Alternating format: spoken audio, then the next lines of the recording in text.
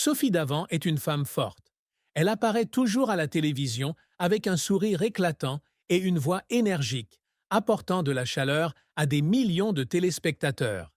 Mais peu de gens savent que derrière les projecteurs, derrière cette apparence confiante, elle a également dû faire face à une douleur que personne ne pouvait comprendre.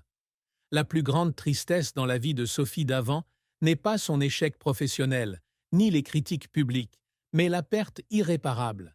C'est le décès de sa mère d'un cancer, une blessure profonde dans son âme qui, peu importe le temps qui passe, ne pourra jamais complètement guérir.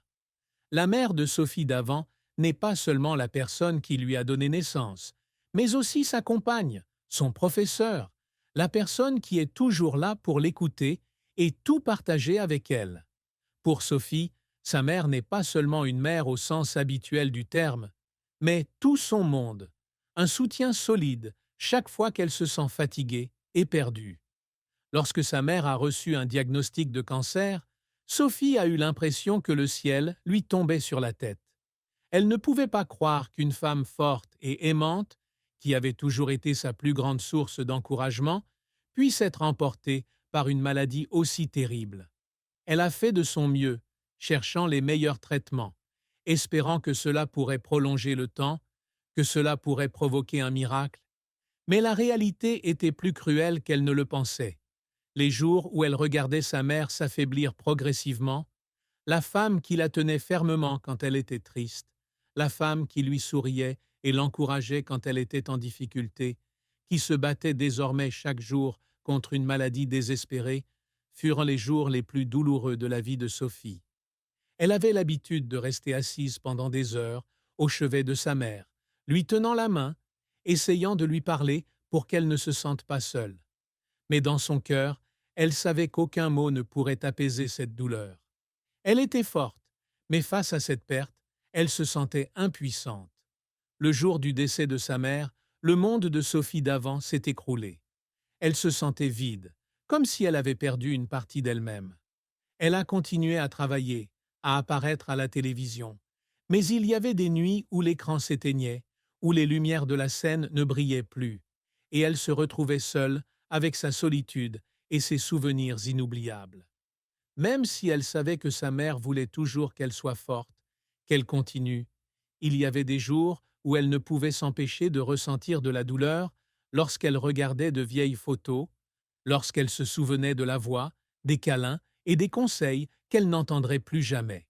Cette tristesse n'est pas quelque chose qui peut disparaître avec le temps. Cela est devenu une partie de sa vie, une douleur avec laquelle elle a dû apprendre à vivre, à continuer, même si elle savait qu'elle ne pourrait jamais combler ce vide. Et c'est peut-être cette douleur qui a fait de Sophie Davant la personne qu'elle est aujourd'hui. Une femme forte et pourtant émotive, quelqu'un qui peut comprendre et partager la tristesse des autres, car elle-même a vécu une douleur indescriptible. La carrière de Sophie Davant n'a pas été facile. Elle n'était pas une star instantanée, ni quelqu'un à qui on avait donné des opportunités simplement en raison de son apparence attirante ou de la réputation de sa famille. Tout ce qu'elle a accompli est le fruit de ses efforts incessants, de sa persévérance et de son refus d'accepter l'échec. Très jeune, Sophie Davant a compris que la télévision était sa passion. Mais à cette époque, l'industrie était encore en proie à de nombreux préjugés, notamment envers les femmes.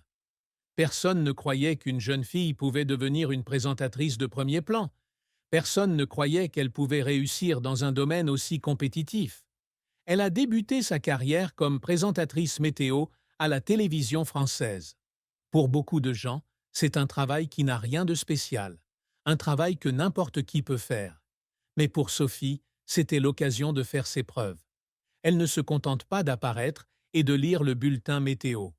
Elle essaie d'apporter son propre style, une manière plus intéressante et plus proche de se présenter au public. Et c'est ce qui l'a aidé à attirer l'attention, l'aidant à se faire progressivement un nom. Mais même après avoir obtenu un certain poste, elle a dû faire face aux critiques et aux doutes de ses collègues du secteur. Certains disent qu'elle n'est qu'une beauté sans réel talent. D'autres disent qu'elle ne pourra pas aller plus loin dans l'industrie de la télévision. Ces mots l'ont blessée, mais au lieu d'abandonner, elle a choisi de leur prouver qu'ils avaient tort.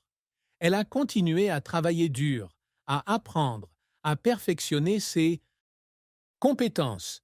Et puis, de plus grandes opportunités ont commencé à se présenter. Elle a été chargée de diriger des programmes plus importants et de participer à des projets de plus grande envergure. Mais malgré son succès, elle n'a pas eu la vie facile. Il y a eu des moments où elle a dû faire face à une pression terrible, des jours où elle s'est épuisée au travail, des nuits où elle s'est assise seule et s'est demandé si elle faisait la bonne chose. Elle a un jour pleuré dans les coulisses et a eu envie d'abandonner à cause de l'immense pression. Mais ensuite, elle s'est souvenue de ce qu'elle avait vécu, des rêves qu'elle avait poursuivis pendant tant d'années. Et elle savait qu'abandonner n'était pas une option. Elle a continué à travailler, à contribuer, à prouver qu'une femme peut réussir grâce à son propre talent et à ses efforts. Finalement, tous ces efforts ont porté leurs fruits. Elle est devenue l'une des plus grandes présentatrices de télévision française, aimée et respectée du public. Mais même si elle a atteint le sommet, elle se souvient encore des jours difficiles, des moments où elle a lutté avec elle-même, des larmes qui ont coulé quand personne ne l'a vue. Et c'est peut-être ces difficultés qui ont rendu son succès plus significatif que jamais. Sophie Davant n'est pas seulement une animatrice de télévision célèbre, mais elle est aussi un symbole d'efforts inlassables et de persévérance admirable. Elle n'est pas née dans une famille prestigieuse, n'a eu aucun soutien puissant derrière elle, mais elle s'est quand même élevée grâce à son propre talent et à son travail acharné. Dès ses débuts dans l'industrie de la télévision, Sophie savait que si elle voulait réussir, elle devait travailler 2 fois, voire 3 fois plus dur que tout le monde. Elle ne se permet pas de se satisfaire de ce qu'elle a accompli, car elle comprend que le succès ne vient pas de la chance, mais de la persévérance et de l'apprentissage constant. Au début de sa carrière, elle acceptait les plus petits boulots, des rôles auxquels peu de gens prêtaient attention. Mais au lieu de le voir comme un inconvénient, elle l'a vu comme une opportunité de s'entraîner, de mûrir, d'apprendre à maîtriser la scène et à se connecter avec le public. Au début, beaucoup de gens pensaient que c'était un simple travail, un poste temporaire pour les nouveaux arrivants. Mais Sophie ne le pensait pas. Elle y a vu une étape importante, une opportunité pour elle de faire ses preuves, de prouver qu'elle pouvait faire plus. Elle a étudié attentivement les nouvelles, essayant de trouver un moyen de les présenter de manière naturelle et d'attirer plus de téléspectateurs.